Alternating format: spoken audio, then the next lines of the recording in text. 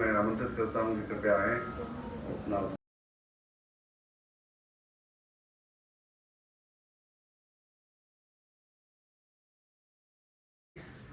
बहुत important topic पर ये कार्यशाला ऑर्गेनाइज करने के लिए और हम लोग को आमंत्रित करने के लिए हम एंड प्रेरणा मैम का thank you so very much ma'am for such an informative and inspiring presentation.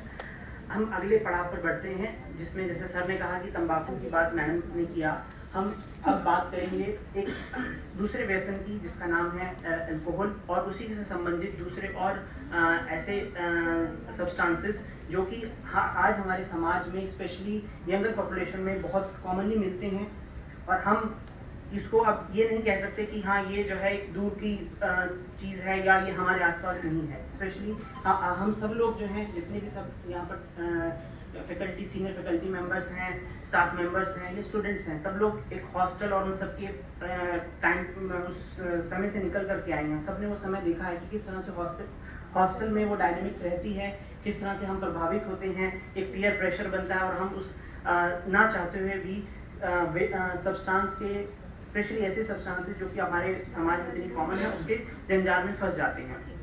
सो हम लोग शुरुआत करते हैं। सबसे पहले कुछ सवाल मैं आप लोगों से पूछना चाहूँगा, आप लोग अपने मन में सोचिएगा फिर लास्ट में हम इनके आंसर रखेंगे।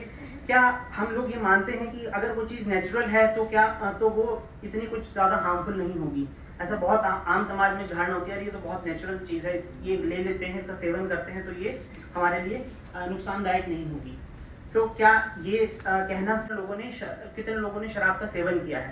तो देखा गया कि 16 करोड़ लोगों ने कहा कि हम शराब का सेवन करते हैं, जिसमें से प्रॉब्लमेटिक उस शराब की वजह पीने की वजह से 5.7 करोड़ लोगों ने कहा कि इससे हमें प्रॉब्लम्स होती हैं, मानसिक, शारीरिक, पारिवारिक, आर्थिक, ये सब समस्याएं।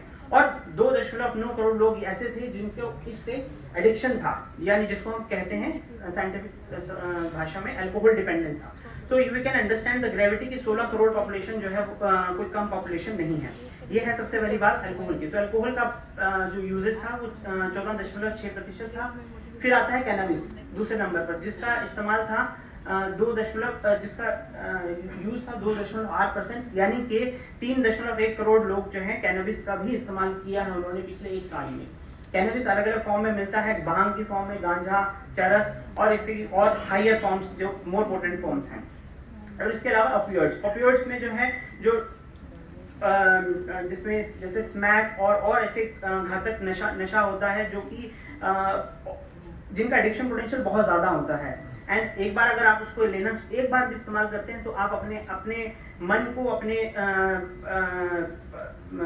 को उस पर कंट्रोल कर पाना बहुत मुश्किल होता है, क्योंकि इतना ज्यादा दिमाग के अंदर वो मन के अंदर इतना रिवॉर्ड जनरेट करता है कि आपके अंदर दोबारा लेने की इतनी तीव्र इच्छा होती है कि आप उसको कंट्रोल नहीं कर पाते हैं। तो इसलिए इन सब्सटेंसेस जो हैं, जो कि जैसे हम इसमें आगे बढ़ रहे हैं, अल्कोहल, कैनबिस, ओपियोइड्स, इससे पहले अगर हम देखें दीज आर हार्डर सब्सटेंस, इनको कहते हैं हार्डर सब्सटेंस कहते हैं, खासकर कैनबिस और ओपियोइड्स और दूसरे सब्सटेंसेस। मैम ने जैसे बात किया टबैको की, टबैको को कहा जाता है गेटवे सब्सटेंस, कि जब आप टबैको का इस्तेमाल करना शुरू करते हैं तो वो एक खिड़की खोल देता है इन सभी सब्सटेंसेस के लिए। तो वहां पर जो है तो ये सारी चीजें आपस में जुड़ी हुई हैं। ऐसा नहीं कि कोई टबैको का अपने आसपास अपने परिवार में रिश्तेदारों को देखा है कि क्या कर सकता है, तो नॉलेज तो है हमें कि हाँ अल्कोहल क्या कर सकता है या दूसरे और नशीले पदार्थ क्या कर सकते हैं, टबैको क्या कर सकता है। लेकिन एटीट्यूड, फिर अगला स्टेप आता है एटीट्यूड। एटीट्यूड का मतलब क्या होता है कि हमारा क्या दृष्टिकोण क्या है उस चीज को लेकर के, क्या हम कितने हम सजग हैं, कितने हम अवेयर हैं इस चीज को लेकर के कि हाँ हमें इस चीज से बचना है, या अगर इस चीज पर हम जा रहे हैं तो अपने आप को किस तरह से रोकना है और कैसे अपने आप को उस स्तर पर नहीं जाने देना कि जहां पर हम एडिक्शन या फिर डिपेंडेंस वाली स्थिति में चले जाएं। तो ये दूसरा कदम होता है एटीट्यूड का। तीसरा स्टेप आता है फिर प्रैक्टिस का। हमारा एटीट्यूड भी बन गया, सब कुछ बन गया, लेकिन प्रैक्टिस हम नहीं कर पाते। प्रैक्टिस का मतलब क्या है कि जब उस चीज को अपने आप को हमें अप्लाई करना है वो हम नहीं कर पाते हैं। तो ये जब पहला चीज तो हमें नॉलेज ही नहीं है तो अलग बात है, नॉलेज है फिर भी हम जो है सब जगह लिखा भी आता है टबैको कॉजेज कैंसर, अल्कोहल से जो है लीवर सिरोसिस होता है, या कैनबिस से, और इस तरह के हमारे पास विज्ञापन भी हैं, अवेयरनेस प्रोग्राम भी रहते हैं।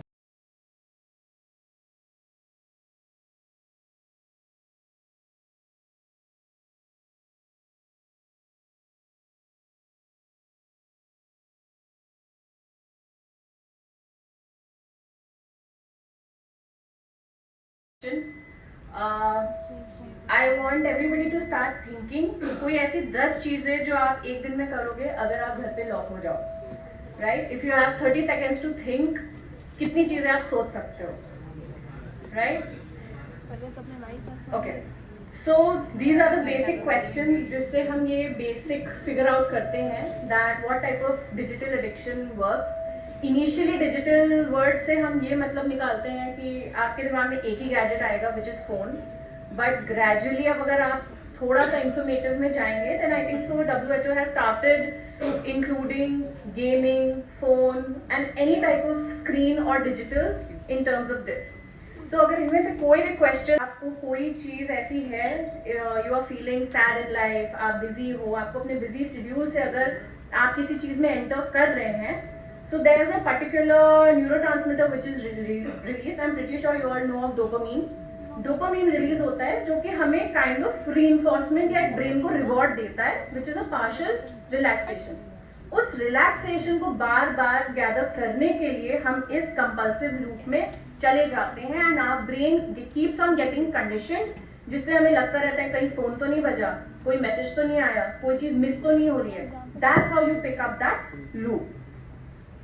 ओके, सो इसका हमें ये समझना बहुत जरूरी है कि पर्टिकुलर पहले एक आपका ट्रिगर होता है, एज आई मेंशन कि बोर्डम होगा, स्ट्रेस होगी, जिससे आपको लगेगा 1 मिनट के लिए चेक करते हैं, उससे आपका एक डिजिटल बिहेवियर आता है, आप स्क्रोलिंग शुरू करते हैं and you get that immediate reward, जिससे आपको ब्रेन को रीइंफोर्समेंट मिलता है and that repetition loop keeps on happening, right? ये साइकिल जो है ये हमारे लिए बहुत ऑटोमेटिक बन जाती है, इसको इंटरप्ट करना डिफिकल्ट हो जाता है। 2 तरीके के रीइंफोर्समेंट्स होते हैं, one is positive, the other is negative. Positive reinforcement ये होता है डोपामिन रिलीज की, हाँ जब हमें उसमें एक्साइटमेंट मिल रहा है, कोई एंटरटेनिंग पोस्ट मिल रही है। वाइल नेगेटिव रीइंफोर्समेंट ये होता है कि कोई भी आपके लाइफ में अनकंफर्टेबल चीज चल रही है, वो आपका स्ट्रेस हो सकता है, कोई फैमिली इश्यूज हो सकते हैं, कोई हेल्थ इशू हो सकता है, उसका reduction is called as a negative reinforcement, right? कोई लाइफ में थोड़ी सी देर के लिए वो नेगेटिव चीज अगर हटती है, it's called as negative reinforcement. इसकी वजह से ये पैटर्न्स बिल्डअप होते हैं। So what is digital addiction? Basically it's a state of habit और अ प्रैक्टिस जो आप रेगुलरली करने लगते हैं and that starts impacting your brain and it